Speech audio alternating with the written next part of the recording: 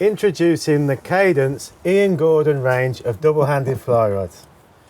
So Ian, let's take a look at these rods. First of all, we're going to talk about the components that we've used. Cool. All the rods are available with this beautiful AAA quality cork. Yep. Top quality cork handles. We've got the ALPS reel seats, which we've proven to be really reliable, very strong, hard wearing, and also accept most reels on the market. Yep. When it comes to the guides, we've gone for C guides throughout, which are top quality guide. We've got these double leg stripper guides, and throughout the rest of the rod, we've got these double legged snake guides.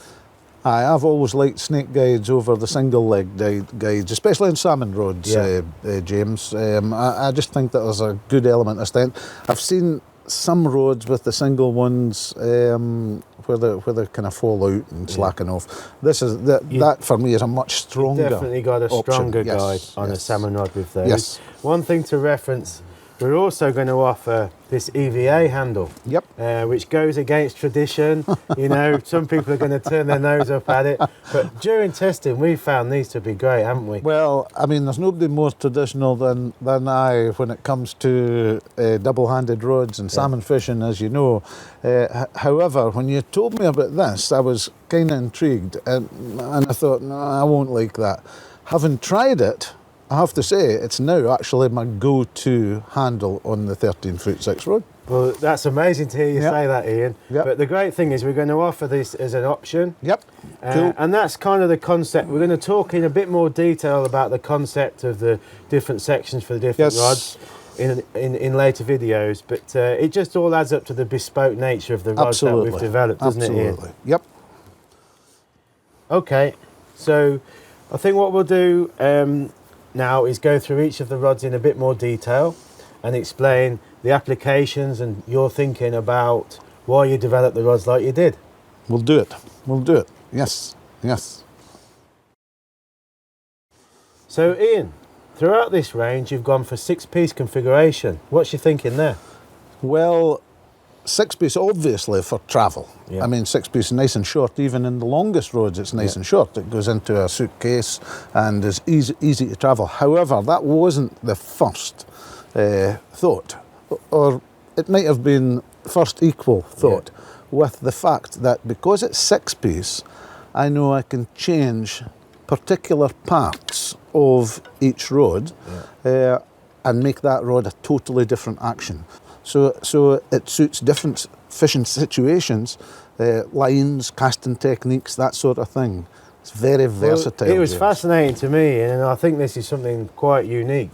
You know, when you were testing these rods over the last 10 months, you know, to adjust the blank construction to get the strength and action that you wanted, we learned that you could, by just changing 2 sections on a 6-piece rod, you can dramatically influence the action, can't you? Absolutely. And the feel. Absolutely. So I think if we take this example here from the 14-foot-6 rod, this is the standard configuration. So obviously the rod itself is 6-piece, yeah? Yep, that's it. And this rod will be available to buy as 6 pieces.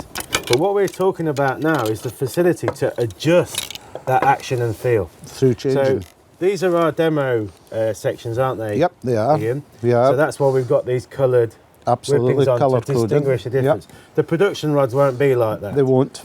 But just to explain, you've got the standard configuration, and in this case the 14-foot-6. What casting weight would that be? So it's a 9 weight. So that's a 9 weight. So that's basically a 9 weight in that configuration. Now if I adjust this rod, throw that one aside and put that one in. This one on. What does it make? It now becomes an 8 weight. It becomes a softer action rod. It's a deeper action. Deeper action rod. Okay. And that type of, if you were fishing in the summertime, for instance, with a lighter line, you can put on a lighter line, more delicate presentation. This is the just by adjusting baby. that, Just by adjusting that, rod. You totally transform it. Okay. And what about those sections? And so this ones are the stiffer sections. So this is the rod is now acting more like a 10 weight rod. Okay. As soon as I put that in, and so I can use like a shooting head line or even a Skagit type line on this. It just beefs the rod up a little. and good for spring fishing, early fishing, big flies, etc. I just think the concept is It's really great. exciting. It's a very really, unique to what we're really doing. good concept. I know James. you really like it Yep. because you know when you've got clients, you've got customers, you can dictate the rod exactly to their style, their casting perhaps style. where they're going to be fishing. Yes, absolutely. So we need to talk about that in more detail. We shall. Which we will. But I think that's a key factor to consider about this range of rods that you've developed for us. It's versatile, James. Yeah, absolutely That's what brilliant. it is. I mean, it's versatility personified in a product. Fantastic. I think one thing we should just finish on, Yep. which I think is absolutely perfect, is the colour. Yep. You know, I just think this colour is beautiful. I've always liked that colour, Yeah. James, since ever I started dealing with rods. I really like that colour, and so when we came to colour, it was just a no-brainer for me, and I think it always stands out in the salmon crowd, that one. Well, it's beautiful. Lovely. It's not too No, it's not. gaudy. It's not garish. It's Yeah. not in your face. It's just classic, a nice and classic it's beautiful. colour. So Yep. I think they Yep. look absolutely brilliant. Superb. Let's take a look at the rods now in the different lengths and talk about their attributes. We shall. Yep. Introducing the Cadence Ian Gordon 15-foot double-handed Spey rod. Okay, Ian, let's have a look at the 15-foot version. Tell us what you're thinking of when you were developing this rod. Well, James, when I was developing the 15-foot rod in this range, I was thinking about something slightly different.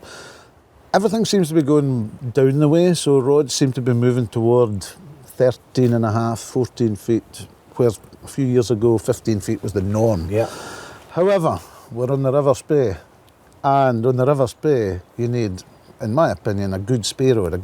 What constitutes a good Spey rod? Yeah. The action of this rod is, in my mind, perfect for casting longer Spey lines. So by longer Spey lines, I mean lines of 55, 60, 65 and more feet long.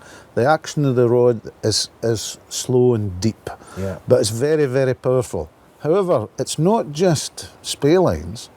Because of that action, it actually suits shorter headed lines as well, like shooting heads. And we do often offer a bit of a variation on this action as well, don't you? With our system with the sections. Absolutely. So what's the stiffest action, if you like? What would you rate that as in terms of a line rating? So, in terms of a line rating, if we're talking about a Spey line, which is when you're thinking about the 15-foot rod, James, think about Spey fishing more than anything else, right at this moment. But the longest, the stiffest application on this one would be like an 11 weight. Yeah. So if you had an 11 weight Spey line and you had the stiff application of this rod, it would be absolutely perfect.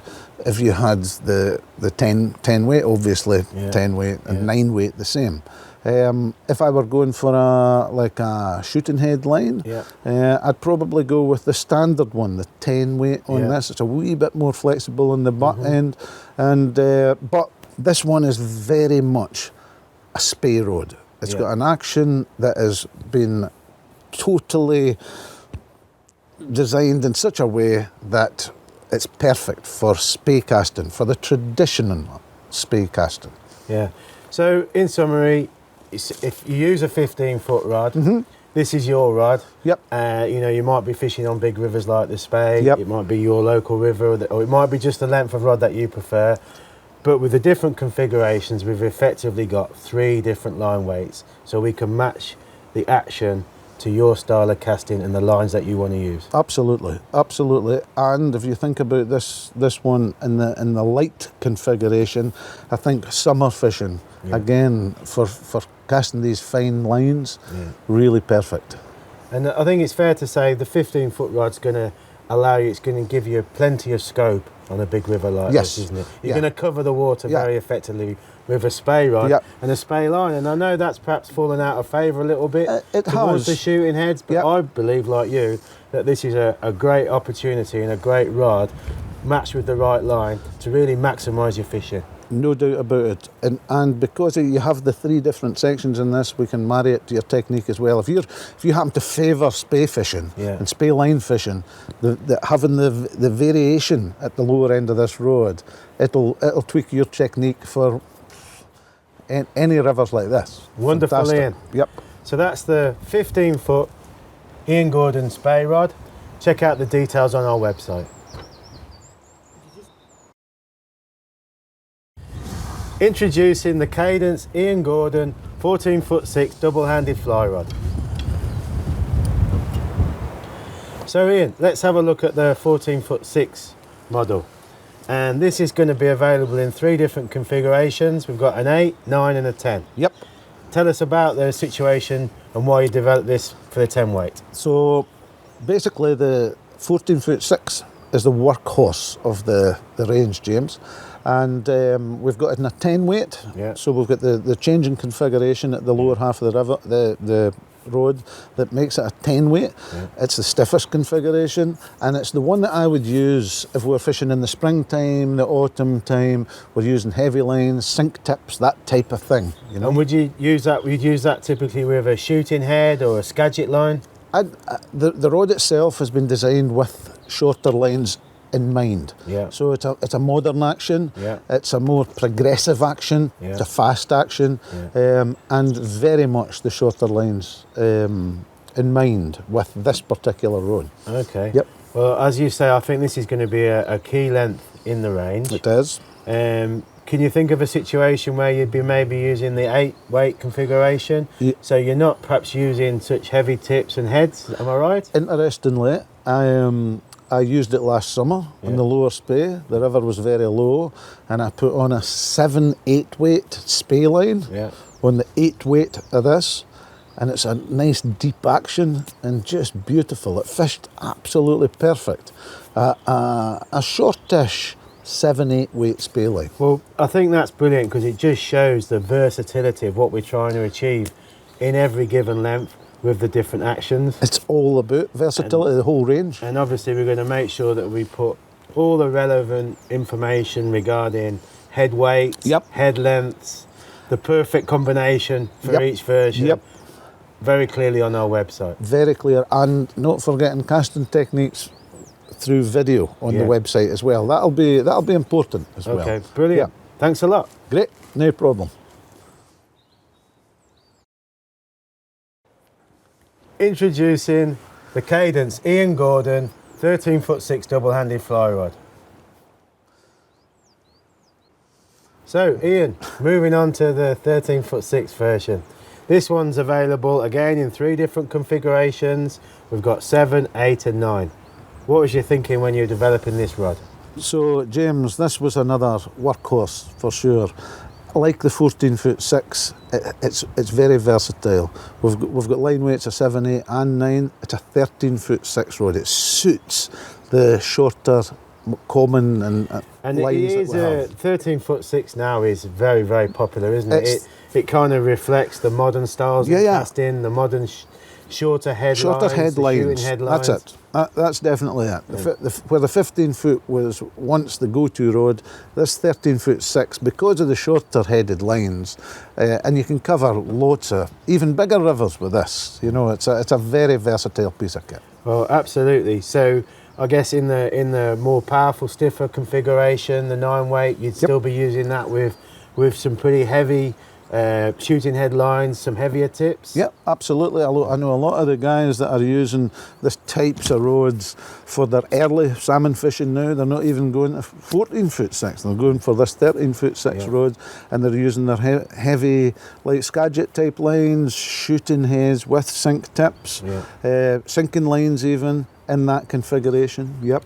And like all the other rods, you know, the versatility of the blank with the different configurations. I guess you'd be using it with smaller flies in the summer, better presentation, longer, not lighter lines, It's just great because you can then make this like a 7 weight, and that's going to turn it into a lovely, very, very light, because of the blank, summer rod, beautiful rod to use for that lightweight fishing in the summer and for smaller rivers as well. You know, so it's very, very versatile. That Beautiful rod. Yes, absolutely. So that's the Yep. 13'6" Ian Gordon double-handed fly rod.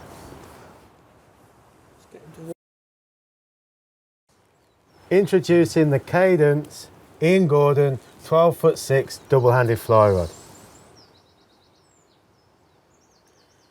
So, Ian, the 12'6" version. Tell me about this. So again, James, it's a small river rod. It's a very lightweight rod, extremely light in the hand.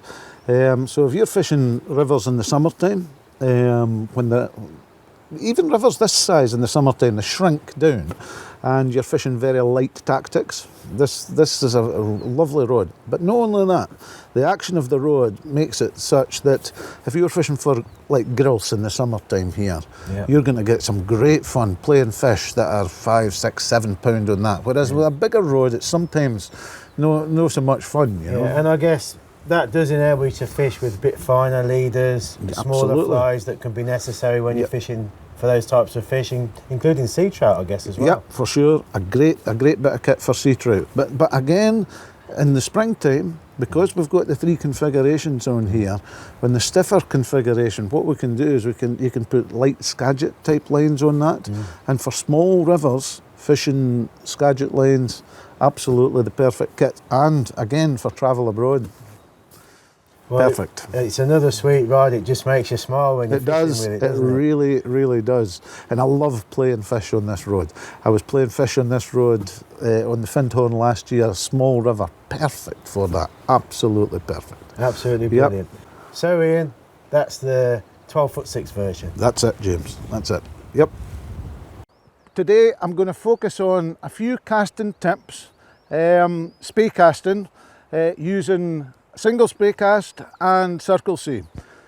I'm going to start with the single spey cast, and what I'm going to do is I'm going to look at a shooting head. I've got one of our shooting heads on here. It's a 38-foot shooting head, and it's on our 13'6" rod. There's so much talked about different casting styles and the right and wrong way to do it. I'm of the opinion that there isn't really a right and a wrong way to do it, that there's your way to do it. And that's what I'm going to try and focus on here. So firstly, I'm going to look at the classic, what we call underhand technique. It's not a technique that I use a lot, but it's a technique that's used by many anglers and a lot of people will associate with it. So what I'm going to do is just a single spey using the underhand technique. Underhand technique is classic, where the grip on the rod tends to be not like the old-fashioned traditional grip like this, but the grip on the rod is like so. So the rod pivots through that pivot point like so, here. So if we look at that again, obviously with every spey cast we've got a lift, a swing and a power stroke forward. The swing is to replace the anchor. It's a nice slow lift up to this point, and you can see that the left hand is going out in a circle. I turn my body and I'm pulling it straight back into my lower torso.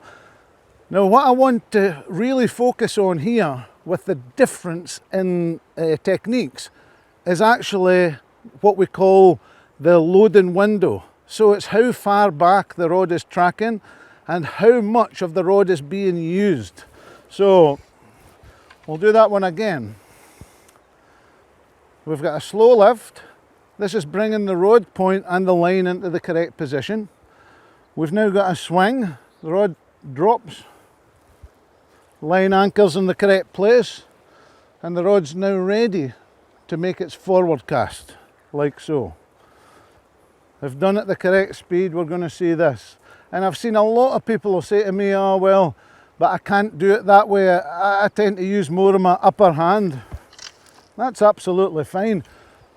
This particular line on this particular rod, I would say for the classic underhand technique, where this hand is doing nothing more than lifting and falling 6 or 8 inches, I would say that this line is possibly fractionally heavy for that technique. So what I need to do to counter that, I need to use more of this part of the rod, which is pretty much exactly what our rods are about. All our rods are 6-piece, we have the ability to change the actions down here. That's something different, but classic technique. And now I'm going to show you exactly the same setup using a slightly different technique. So instead of the classic underhand, I've just tracked the rod tip back a little further there. That's all I've done. On the back swing, I've tracked it back a little further. I'm using my upper hand, but you'll now note that the rod is back in here. That gives me the ability to cast this weight of line without any problem at all. Absolutely no problem at all. So whereas with this technique, I'm stuck with one weight of line that I can cope with the classic underhand technique. Same kit, exactly the same, slightly different technique with a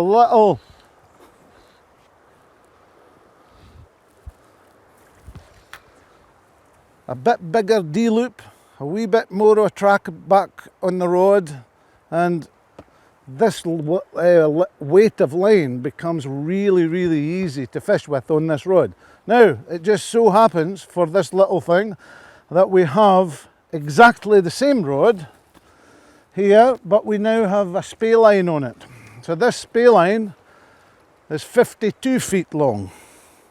The weight of the line doesn't really matter at this stage because I'm going to adjust my stroke length for the weight of that line. So we'll get this out first.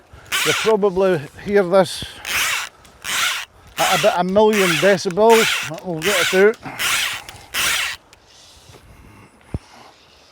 So now we've got a 13'6" rod and we've got a 52-foot spey line here. Now, if I were to try and do exactly the same as I was doing with the 38-foot head, then with the underhand technique, I can make it, but just make it. I lose all the speed in the line. I'm not creating enough of a bend in this part of the rod. So what I need to do is I need to track the rod a little further back. So watch it this time. Different technique. So we just throw more of the line behind us and we track the rod a little further back.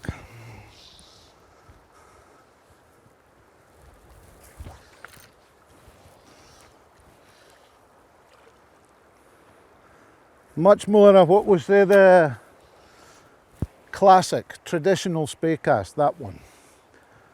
Or is it the traditional spey cast? Because I would say that that is a modern spey cast, that one, where we go low and the back cast is very much attached to the forward cast. So here would be the traditional spey cast, where we lift the rod up, we track it all the way back up high behind us, and then make the forward cast again. There are so many ways of making this cast work, and it's finding your way, it's finding your technique, it's finding the rod that works for you, the action of rod that works for you, the length of casting head that works for you. They all work, but you have to find your technique. So that's it, guys. That's the first one, and that's the single spey that we've been doing there. So what I'm going to do now is I'm going to go with what we call a circle C. A circle C is a cast with a waterborne anchor. So instead of making a single spey and the anchor coming through the air and landing here as part of the casting move, what we do is we do this. We replace the anchor's now in the correct place. We then track the rod tip back as far as we need to go, and then make our forward cast. And it'll work perfectly well every time. This is a really, really good cast if we want to fish with sinking lines, sink tips, big tubes, that kind of thing. However, I want to talk about the different styles associated with the cast today. Not the mechanics of the cast, but the different styles. So, basically, all we try to do with this big long one is to straighten out the line on the water so that when we come to the end of the swing, the line is all straight. I'm going to show you again. If we do this and we come too slowly back, we can see this L shape in the water. It's never going to work because we've not got our tempo right and the line was left up too far, too close to us in the first place. Tempo's wrong. I've got this L. Even though the rod's in the right place, the line is not in the correct place. That's all to do with tempo. Tempo is everything. So what we do is we get that and we pick up the tempo. And there it is. The line is now perfectly straight. The rod is in the perfect place to give me a good load on the forward cast. Tempo is absolutely key in this cast, no question at all. So first you have to get your anchor correct and then tempo. Good. Once you have that too, you can focus on stroke length. Again, this one, because it's a Spey line, it's 52 feet long, and when I say must, I must get the rod all the way back here. If I don't take the rod all the way back there,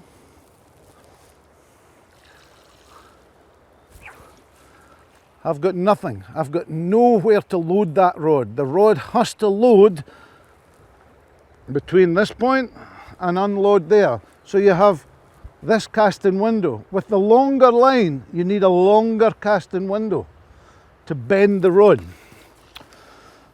I'm going to go on to the shooting head now, and we'll see this. This rod, this line is exactly the right type of line to be doing this cast with. It's nice and short. So if we have like vegetation behind us, grass, overhanging trees, it's really, really good. It's a versatile bit of kit for this particular cast. It's a great cast if you've got, like I said earlier, big flies, sinking lines. But one of my top tips for this particular cast, if you're using it, is anchor placement. The biggest mistake that I see people making with this Circle C is actually where they make the circle in the first place. So they start the rod here, just parallel to the bank, and they come upstream like so, and so the line ends up like 2 meters from the bank. That's totally wrong, because if the line lands 2 meters from the bank and I've got vegetation here, it means that for me to make a D-loop, the line's in the vegetation. It's no good at all. So what I have to do to adjust for that is I have to place my anchor way out in the middle. To replace my anchor out in the middle, what I have to do is to take care of the lift of the rod. You know, I run it over the top of the bank here, and I make my circle looking completely downstream. Now the anchor's way out there. I come to here, the short line is already straight, and I don't have to take the rod anywhere near the trees. I'll do it again at proper speed. So here, there's the circle. D-loop is nowhere near the trees. It's a really, really good cast, and because I've now got a shorter line, I don't have to use that big wide open window. So if you have really bad vegetation and overhanging trees, that type of thing, then these short-headed lines are far, far better. However, there are many ways to skin the cat as well, because imagine that you have a branch of a tree that's actually going over the river, and you think, well, nobody can fish that at all. Watch. We can still do it by keeping everything very low and still get the line to move out, right underneath the tree.